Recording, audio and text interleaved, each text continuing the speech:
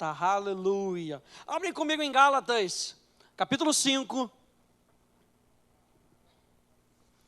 E a gente já está chegando no finalzinho dessa jornada sobre o fruto do Espírito. Gálatas capítulo 5, vamos lembrar aqui o nosso texto áureo. Nosso texto-chave, Gálatas capítulo 5, a partir do verso 16, diz assim: digo, porém, andai no Espírito, e jamais satisfareis as concupiscências, os desejos da carne. Verso 17, porque a carne milita contra o Espírito, e o Espírito contra a carne, porque são opostos entre si, para que não façais o que porventura seja do vosso querer. Verso 18, mas se sois guiados pelo Espírito, não estáis sob a lei. Verso 22, pula para o 22, por favor. Mas o fruto do Espírito é amor, alegria, paz, longanimidade, benignidade, bondade, fidelidade, mansidão, domínio próprio. Contra essas coisas não há lei. E os que são de Cristo Jesus crucificaram a carne com as suas paixões e concupiscências. Se nós vivemos no Espírito, andemos também no Espírito. Então, para a gente entender, o fruto do Espírito não é nada mais, nada menos do que a vida de Deus se manifestando através de nós. A vida de Deus invadindo as nossas situações, as nossas circunstâncias. A vida de Deus invadindo o nosso lar. E quem é que libera essa vida?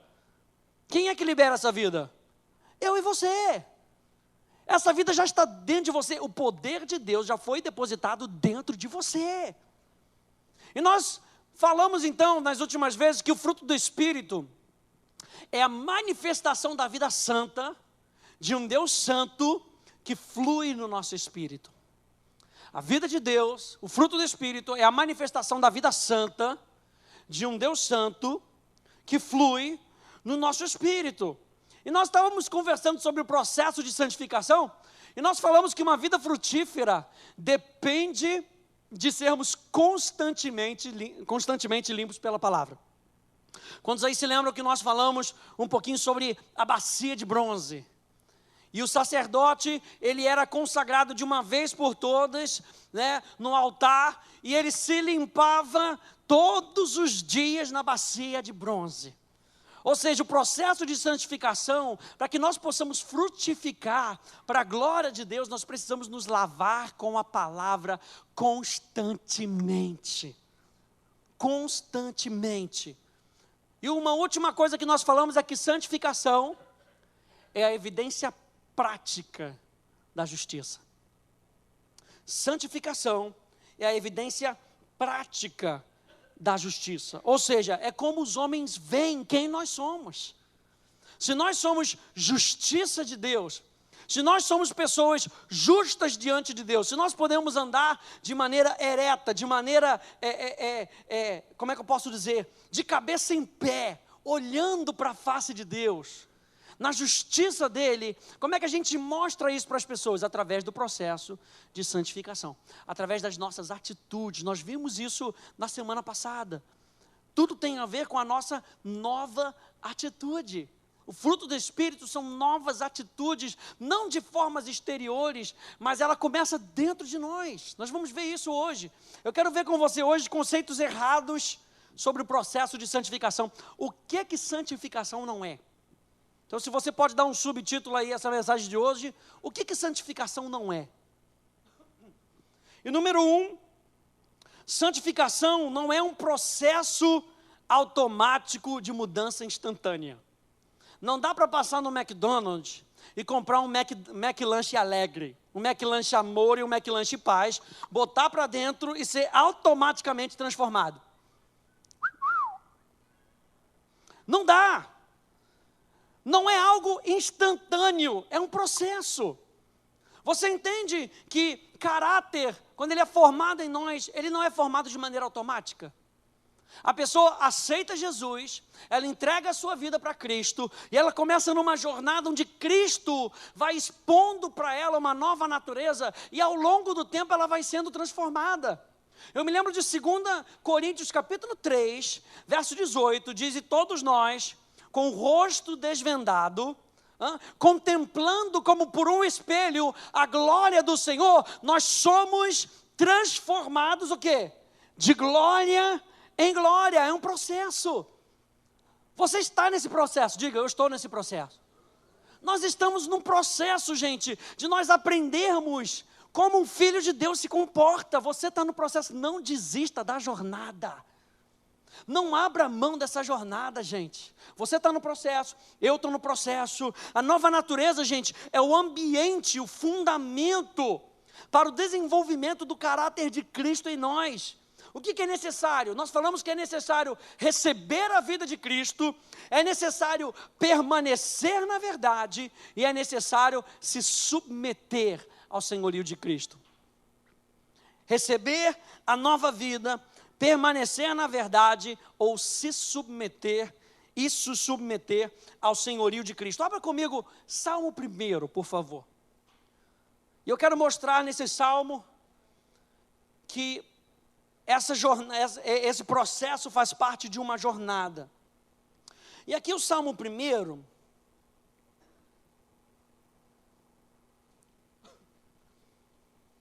ele faz essa comparação também com a árvore.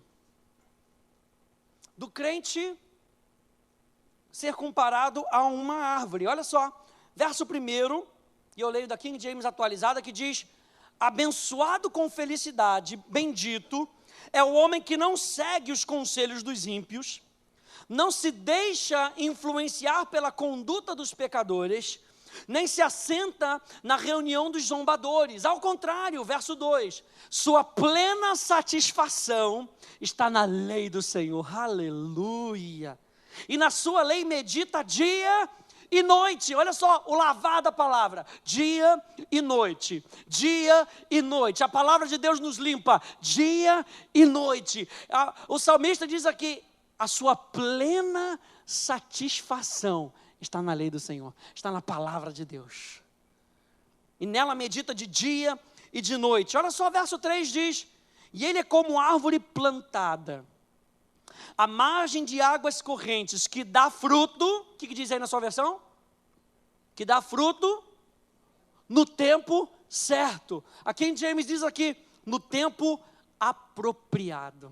Ou seja, tem um tempo para nós frutificarmos. E Deus está trabalhando em nós para que a gente frutifique no tempo certo, para que amor saia no tempo certo, para que alegria saia no tempo certo, para que paciência possa brotar da sua vida, para que mansidão possa ser vista através de você, para que fidelidade, bondade, benignidade, domínio próprio seja um aroma suave de Cristo fluindo através de você, para que outras pessoas conheçam Deus através de você. Aleluia. Olha só o que diz Jeremias com relação a isso. Eu botei aqui na tela para que você acompanhe comigo. Jeremias capítulo 17, do verso 5 ao verso 8, diz assim: assim diz Yahweh, o Senhor: maldito o homem que confia nos homens, que faz da humanidade mortal a sua força e motivação, mas cujo coração se afasta do Senhor. Ele será como um arbusto no deserto, não perceberá quando algum bem se aproximar. Gente, isso aqui para mim eu achei terrível, porque existem pessoas que você vai tentar fazer o bem para ela, ela nem consegue reconhecer que você está tentando fazer o bem para ela. São pessoas que se afastaram do Senhor, diz a palavra. Essas pessoas tentam fazer tanto com o seu braço, que só funciona aquilo que eu fizer. Só funciona aquilo que eu coloco a mão. E quando você vai tentar ajudar uma pessoa dessa, ela não quer, porque ela confia no seu próprio braço, na sua própria força. E a Bíblia chama esse procedimento de um procedimento maldito, um procedimento que está afastado da bênção de Deus. Mas Deus nos chama para sermos abençoados. Eu e você somos abençoados com o poder de Deus. Eu e você somos abençoados com a presença de Deus, para que quando o bem chegue para perto da gente, a gente abrace o bem, se afaste do mal.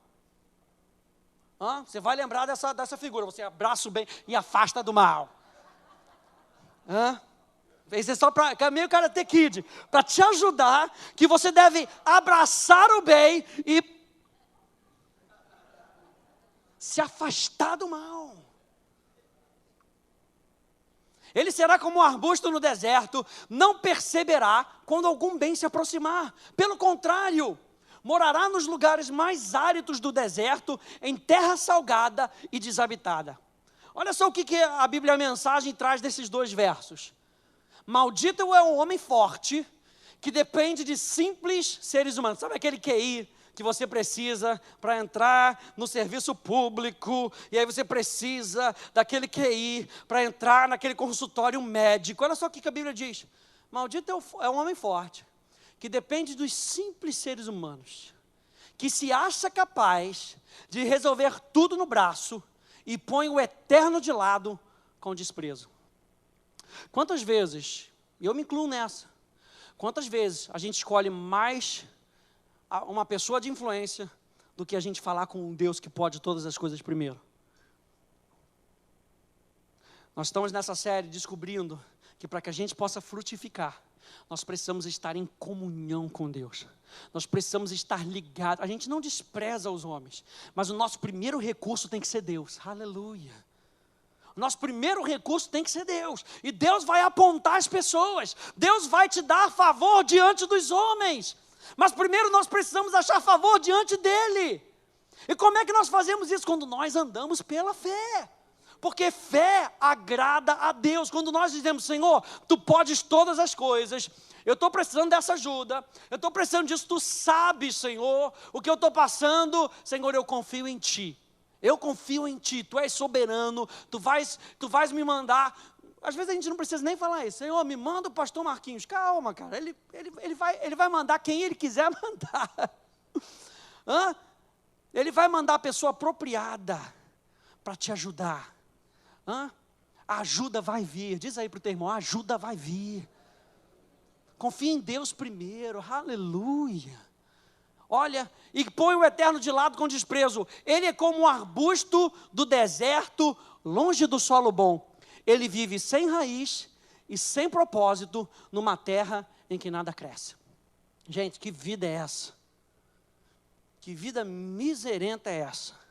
Sem raiz, sem propósito, numa terra em que nada cresce. Mas olha a continuação desse verso em Jeremias. Mas bendito é o homem cuja confiança está totalmente depositada em Yahweh, o Senhor, cuja fé está no Senhor. Ele será como uma árvore plantada junto às boas águas e que estende as suas raízes para o ribeiro.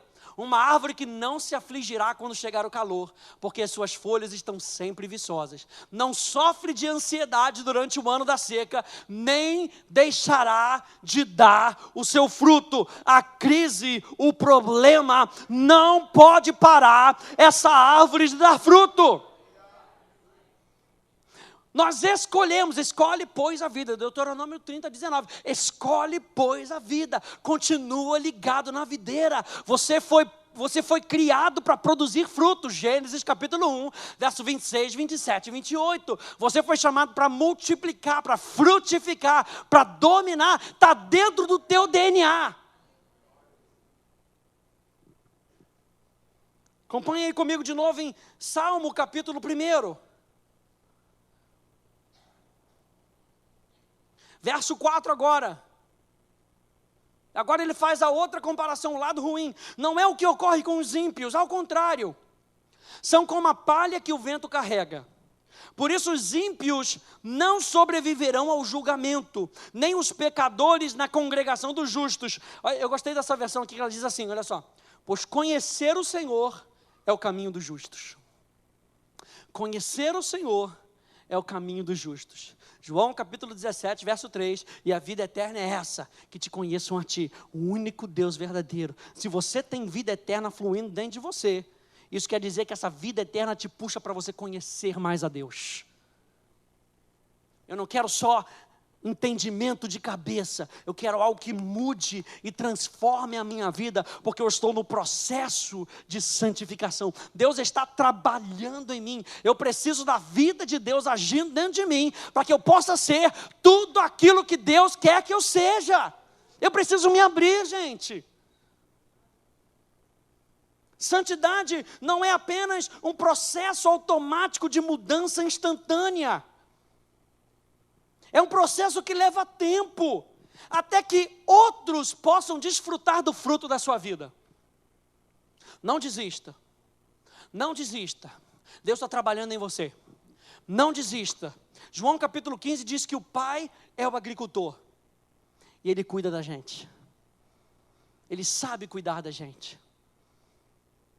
É um processo que leva tempo, até que outros possam desfrutar do seu fruto, do caráter da sua vida.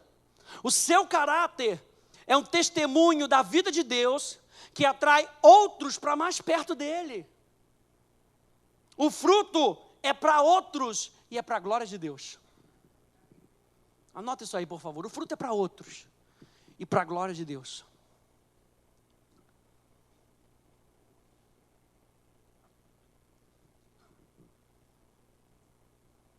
É interessante, por que muita gente não gosta do fruto do Espírito? Porque você deixa o Espírito Santo tratar com você para o benefício do outro. E a nossa carne não gosta quando eu me anulo por causa dos outros. Pastor, eu gosto dos dons, aleluia. Semana que vem você não pode faltar, eu vou falar sobre o equilíbrio entre os dons e o fruto. Porque a gente gosta muito dos dons, porque os dons botam a gente em evidência, mas o fruto coloca Deus em evidência, sendo atraído para as outras pessoas. Senhor, eu quero que eles te experimentem, eu quero que eles te experimentem, eu quero que eles te experimentem. E o fruto é para as outras pessoas. E quem recebe a glória? Você? Quem recebe a glória é Deus. Não é maravilhoso a gente poder dizer como Jesus: Senhor, Tu já me glorificastes, eu já te glorifiquei, perdão, João 17, eu já te glorifiquei, eu estou aqui nessa terra, tudo que eu fiz aqui foi para a Tua honra e para a Tua glória. E quando isso acontece, o Pai nos glorifica. Isso é maravilhoso. Veja, Cristo em você é para o benefício de outras pessoas. Saúde em você é para o benefício de outras pessoas, para que você possa pregar o Evangelho. Prosperidade em sua vida, pasmem, é para o benefício de outras pessoas. Produzir frutos, então, é a prática de um abençoador. Estou dando uma outra disposição para você. Nós estamos falando que produzir frutos é para abençoar outras pessoas. Isso não acontece de um dia para o outro. Quantos ainda estão aprendendo a mortificar a sua carne? Por favor, levante a sua mão comigo. Aleluia. Todos nós ainda estamos no processo. E toda vez que a gente mortifica a carne e o Espírito pula de dentro de nós, outras pessoas são abençoadas. Aleluia. Esses são os frutos do Espírito, gente. É o fruto do Espírito. Gálatas capítulo 5. O fruto do Espírito é o resultado da comunhão do Espírito Santo com o Espírito humano, que produz em mim o caráter de Cristo. Então eu coloquei essa frase aqui para você: comunhão sempre implica em transformação. É interessante quando você casa com uma pessoa, que depois de um tempo, você acaba se parecendo com aquela pessoa. Se minha esposa estivesse aqui, eu iria dizer que ela ronca igual a minha, igualzinho, a gente faz até dueto, aleluia. Lírico, aleluia. Ela nega, de pé junto. Eu me lembro uma vez na África do Sul, quando eu morava lá, morava com um amigo meu, eu também negava de pé junto, até o momento que o salafrário me gravou. Ele dizia que jogava meia na parede, gente. Quando jogava meia na parede, era perto da minha cama, que eu levava um susto e parava, aí depois voltava de novo. Eu não entendia por que ele dormia com um montão de meia. Sabe aquela meinha redondinha que você faz? Ele dormia... Brincadeira. Comunhão sempre implica em transformação.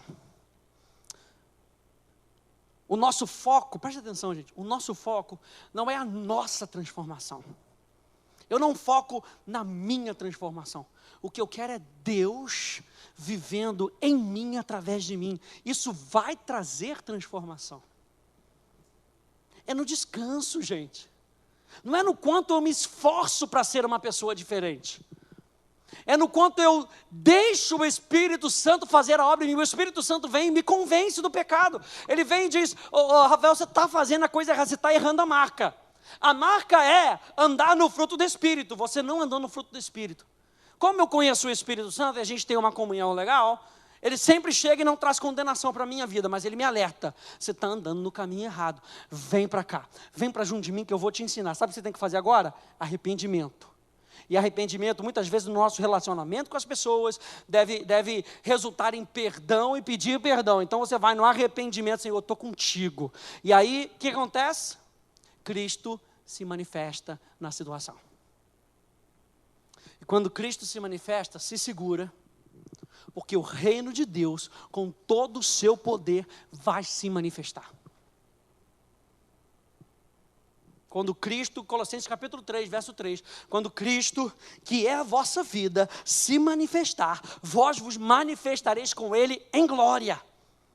Ou seja, a glória de Deus vai se manifestar. Quando você abre o seu coração para que amor flua, paz, alegria, paciência, benignidade, a glória de Deus está se manifestando. Você talvez não veja a fumaça, mas você vai ver o resultado. E o resultado é sempre vida e paz. O resultado é sempre vida e paz. Então, comunhão sempre implica em transformação. Número 2, o que santificação não é? Santificação não é meramente mudança de aparência. E abra aí comigo, por favor, em 2 Timóteo. Santificação não é meramente mudança de aparência.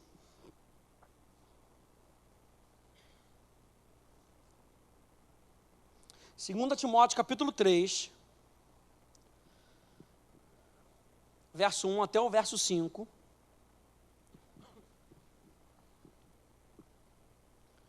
Número 1, santificação não é um processo automático de mudança instantânea. Número 2, santificação não é meramente mudança de aparência. 2 Timóteo, capítulo 3, a partir do verso 1, diz assim: sabe, porém, isto, nos últimos dias sobrevirão tempos difíceis, pois os homens serão egoístas, avarentos, jactanciosos, flamenguistas. Desculpa, eu tenho que falar. Arrogantes, opa, calma, pastor. Blasfemadores, desobedientes aos pais, ingratos, irreverentes, desafeiçoados, implacáveis, caluniadores, sem domínio de si, cruéis, inimigos do bem, traidores, atrevidos, infatuados, mais amigos dos prazeres do que amigos de Deus. Eu disse para você que comunhão sempre implica em transformação. Com quem você tem comungado? Com quem você tem tido comunhão? Porque comunhão sempre implica em transformação. Se você tiver mais comunhão com o mundo, se a gente tiver mais comunhão com o mundo, nós vamos nos parecer mais com o mundo. Mas se nós tivermos comunhão com Deus, nós vamos cada vez mais nos parecer com Deus. Quantos aí querem parecer mais com Deus? Então não adianta, gente, tem que ter comunhão.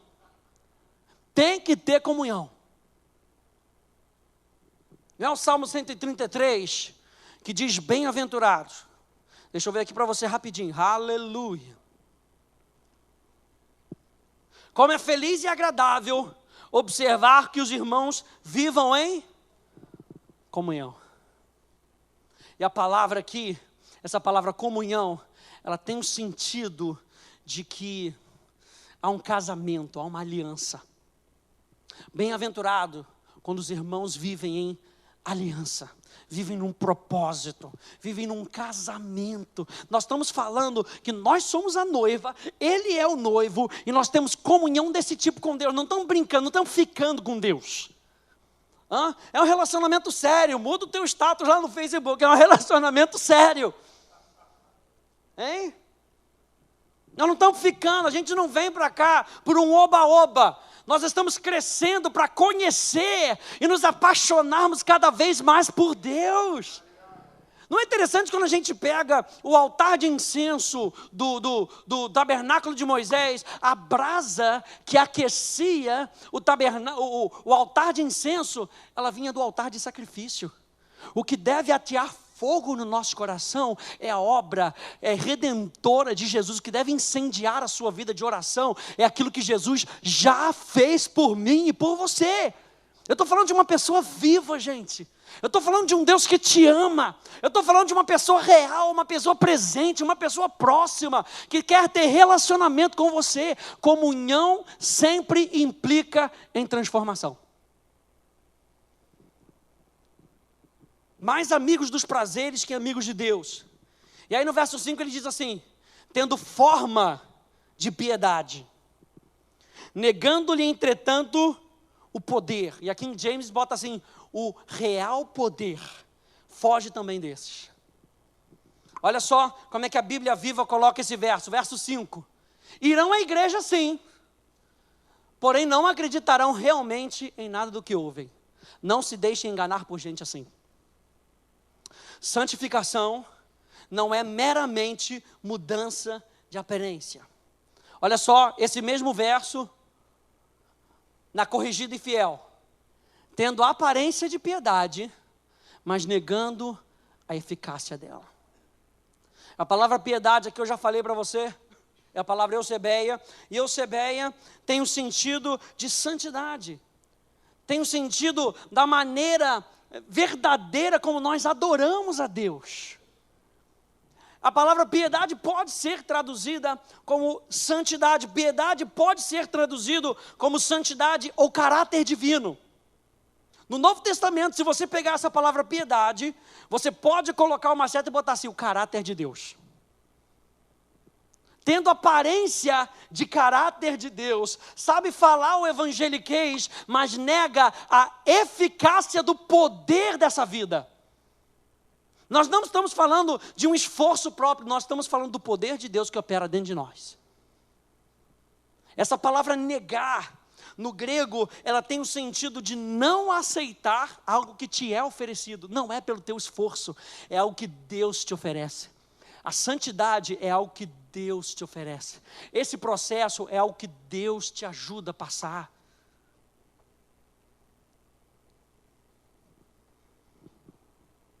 Tendo forma de piedade, negando-lhe entretanto o quê? O poder. E a palavra poder aqui é dunamis. O poder extraordinário de Deus.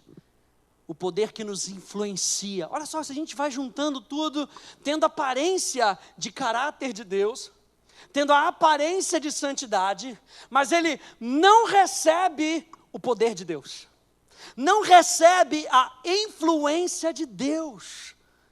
Santificação, gente, ela parte do princípio de que nós estamos sendo influenciados por Deus. Deus está te influenciando. Olha só o que diz 1 Pedro 1,3. Não, outra aqui.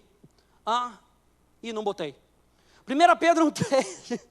1 Pedro 1,3 diz assim: visto como pelo seu divino poder nos têm sido doadas todas as coisas que conduzem à vida e à piedade.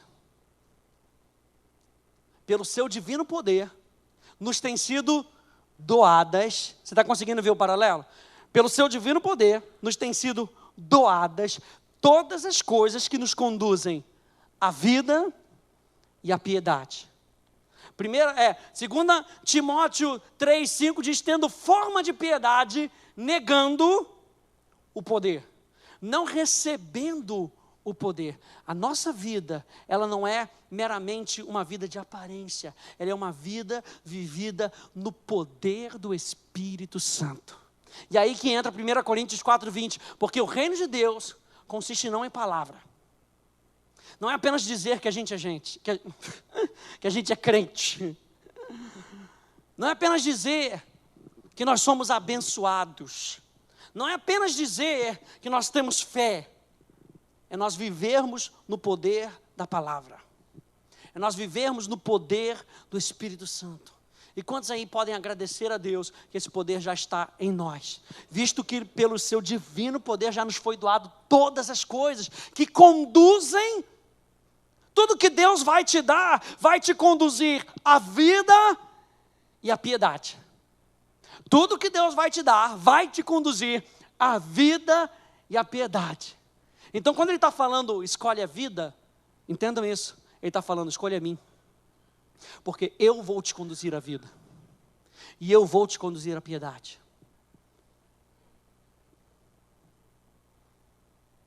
A aparência, gente, muda. Porque o coração muda. Pegou isso? A aparência vai mudar. Porque o coração muda. O espírito alegre, coração alegre, aformoseia o rosto. Muda dentro, você vai mudar do lado de fora. Não tenta mudar do lado de fora, tentando com que você impacte o seu interior. O seu interior deve impactar o seu exterior.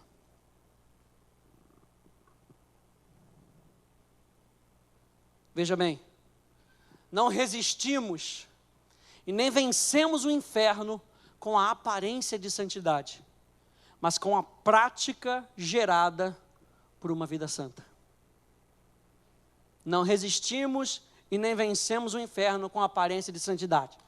Você não vai pegar aquele seu terno ungido com aquela gravata que você usa todo culto e vai mostrar para o inferno, olha só a unção que está nessa gravata. Olha só o tamanho do vestido aqui, olha aqui, vai até lá embaixo e tem a cauda. Não é na aparência, gente. Também não cai no outro extremo que o negócio vem aqui em cima, né? Calma aí, né? Pastor, agora pode tudo, então é lá em cima? Calma aí, olha só a graça. Não resistimos e nem vencemos o inferno com a aparência de santidade, mas com a prática gerada por uma vida santa. E por último, número 1, o processo de santificação não é um processo automático de mudança instantânea. Número 2, não é meramente uma mudança de aparência. E número 3, o conhecimento racional não é suficiente para me mudar. Você apenas decorar os versículos não é suficiente. Abre comigo em Filipenses capítulo 3, por favor. Filipenses capítulo 3. Sérgio, está quente demais, cara. Bota esse negócio aqui no menos 15, por favor. Filipenses capítulo 3. Vocês me perdoem, gente, mas eu que estou aqui na frente da luz, aqui, ó. Filipenses capítulo 3.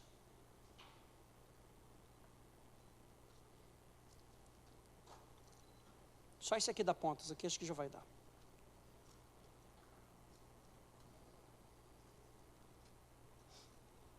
Por favor. Filipenses capítulo 3, a partir do verso 3, Paulo diz o seguinte, até o verso 8. Porquanto nós é que somos a própria circuncisão, todos nós que a adoramos pelo Espírito de Deus, que nos gloriamos em Cristo Jesus, e não depositamos confiança alguma na carne. Embora eu também tivesse razões para alimentar tal convicção, ora, se alguém julga que tem motivos para confiar na carne, eu ainda mais. Circuncidado no 8º dia de vida, filho da descendência de Israel, da tribo de Benjamim, hebreu dos hebreus, quanto à lei fui fariseu, quanto ao zelo persegui a igreja, quanto à justiça que há na lei, irrepreensível. Verso 7, todavia, o que para mim era lucro, passei a considerar como prejuízo por causa de Cristo. Mais do que isso, compreendendo que tudo é uma completa perda, quando comparado à superioridade do valor, do conhecimento de Cristo Jesus, o meu Senhor. Por quem decidi perder todos esses valores, aos quais considero como esterco, a fim de ganhar a Cristo. Aleluia! e ser encontrado nele, verso 9, não tendo por mim a justiça que procede de lei, mas sim a que é outorgada por Deus mediante a fé, para conhecer a Cristo. Para conhecer a Cristo. Quando nós estudamos a Bíblia, nós queremos conhecer Cristo. O conhecimento intelectual, o mero conhecimento intelectual, não muda as nossas vidas. Talvez mudem as nossas atitudes no exterior, mas não muda o nosso interior. Mas a gente também não pode cair do outro lado e achar que a gente não precisa mais de conhecimento.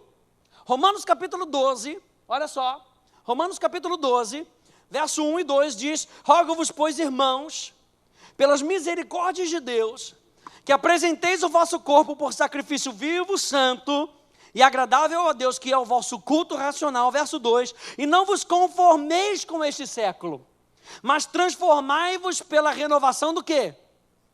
Da vossa mente. O mesmo apóstolo Paulo que para os Filipenses falou: eu peguei todo esse conhecimento e joguei fora porque eu quero conhecer a Cristo. Para os romanos, ele está falando, esse conhecimento, ele impactou tanto a minha vida, que agora ele tem impactado a minha mente.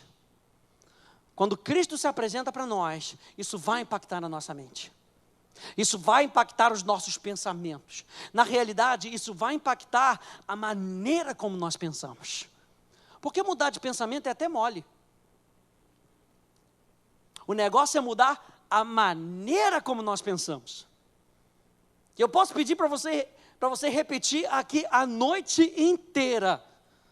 Eu sou vencedor, eu sou vencedor, eu sou vencedor, eu sou vencedor. Se você não mudar a sua forma de pensar, quando a crise te aperta, o que vai sair de dentro de você?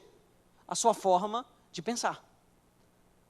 E é isso que o apóstolo Paulo está falando. Eu fui influenciado pela pessoa de Cristo. A pessoa de Cristo me influenciou. E isso muda a minha maneira de pensar. E não vos amoldeis a este século, mas transformai-vos pela renovação da vossa mente, para que experimenteis qual seja a boa, agradável e perfeita vontade de Deus. Olha só o que diz Romanos capítulo 7, verso 6. Agora, porém, libertados da lei, estamos mortos para aquilo a que estávamos sujeitos, de modo que servimos em novidade de espírito e não na caducidade da letra. Vai lá comigo rapidinho, João capítulo 5, eu amo esse verso. João capítulo 5, verso 39.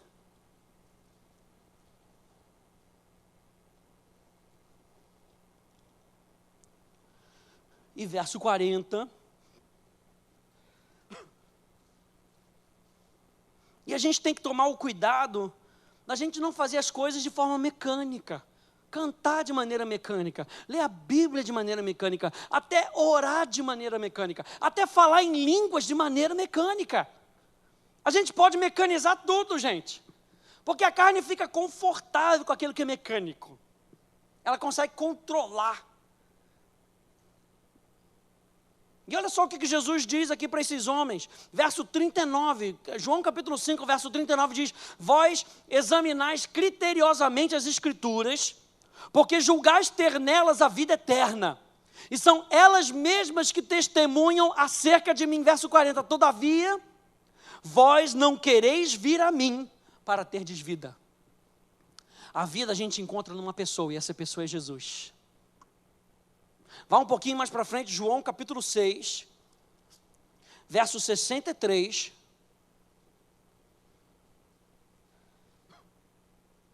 Verso 63 diz: é o Espírito quem dá vida.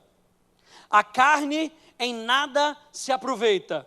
As palavras que eu vos tenho dito são o quê? São Espírito e vida. A gente aprende aqui nessa igreja que a Bíblia é Deus falando comigo. As palavras que eu vos tenho dito são Espírito e são vida. Por quê? 2 Timóteo 3,16. Porque toda a Escritura é inspirada por Deus, é soprada por Deus. Quando nós estamos com o nosso coração aberto, ouvindo a voz do Espírito Santo, quando nós lemos a Bíblia, Ele sopra vida dentro de nós. E nós não mais servimos na caducidade da letra, mas nós servimos em novidade de espírito. Aleluia! Olha só, 1 Coríntios 8:1, o saber ensoberbece, mas o amor edifica. 2 Coríntios 3, do verso 3 ao verso 6, na King James atualizada, eu botei aqui para você ler comigo. Vós mesmos tendes demonstrado que sois carta de Cristo, resultante do nosso ministério, escrita não com tinta, mas com o Espírito do Deus vivo, não em tábuas de pedras, mas em tábuas de corações humanos. E é por intermédio de Cristo que temos tamanha confiança em Deus. Não que possamos reivindicar qualquer coisa com base em nossos próprios méritos, mas a nossa capacidade vem de Deus. Você acha que a gente sobe aqui para pregar? Os pastores estão aqui para poder corroborar comigo. Você acha que a gente não treme na base? Porque a gente passa pela Atos, a gente passa por curso de teologia, e muitas vezes a gente se acha muito capacitado para pregar. E a gente pega um verso desse e fala que a sua capacidade não vem de você mesmo. A sua capacidade vem de Deus. E a gente tem que se manter o tempo todo na plataforma da humildade para deixar Deus falar. E quando você estiver pregando para o seu familiar, a sua capacidade não vem de você mesmo. A sua capacidade vem de Deus. A Bíblia fala que alguns dos discípulos eram iletrados. Não eram pessoas como Paulo, teologicamente treinados. Eram pessoas que recebiam o seu treinamento direto de Jesus. Foram transformados pela pessoa de Jesus. Assim como Paulo, depois de um tempo que teve um encontro com Jesus, a sua vida foi transformada, até o seu nome foi mudado. Tamanha transformação de vida. Nós não servimos mais na caducidade da letra. O mero conhecimento intelectual não muda a minha vida. Nós precisamos da capacidade que vem de Deus. Ele nos capacitou para sermos ministros de uma nova aliança. Não da letra, mas do Espírito. Porquanto a letra mata, mas o Espírito vivifica. Então, gente, só mudamos a maneira como pensamos quando a verdade começa a fazer parte da nossa vida. Começa no Espírito, que é o que nós chamamos de revelação. Muda a minha alma, os meus desejos e as minhas vontades, e é visto através das minhas atitudes. É através da capacidade do Espírito, gente. O que santidade não é? Santidade não é uma mudança automática. Você está no processo. Diga comigo, eu estou no processo. Diga, Deus está trabalhando em mim.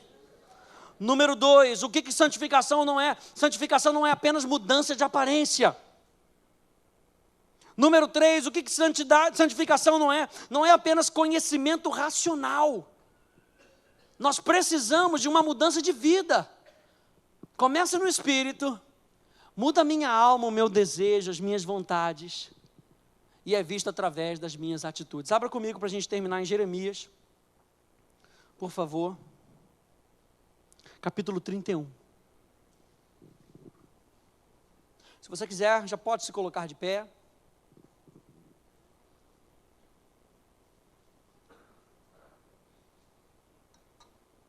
Por favor.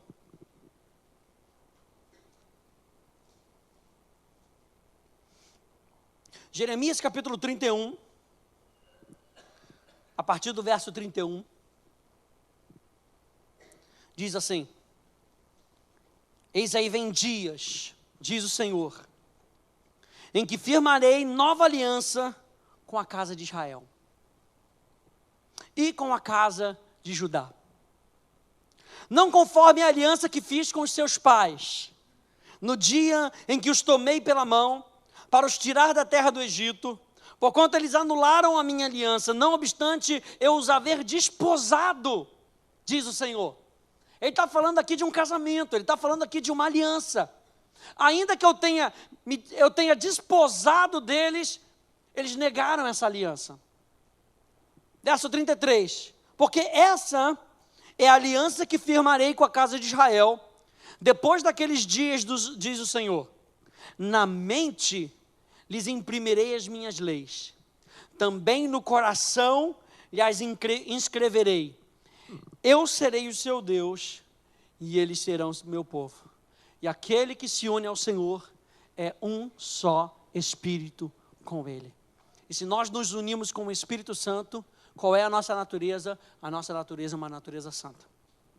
Porque Ele é o nosso Deus, e nós somos o seu povo. Ele está cuidando da gente, para que a gente cresça e possa produzir frutos que permaneçam e que glorifiquem o nome dEle. Vamos fazer uma oração, vamos agradecer a Deus. Senhor, te agradecemos, porque Tu estás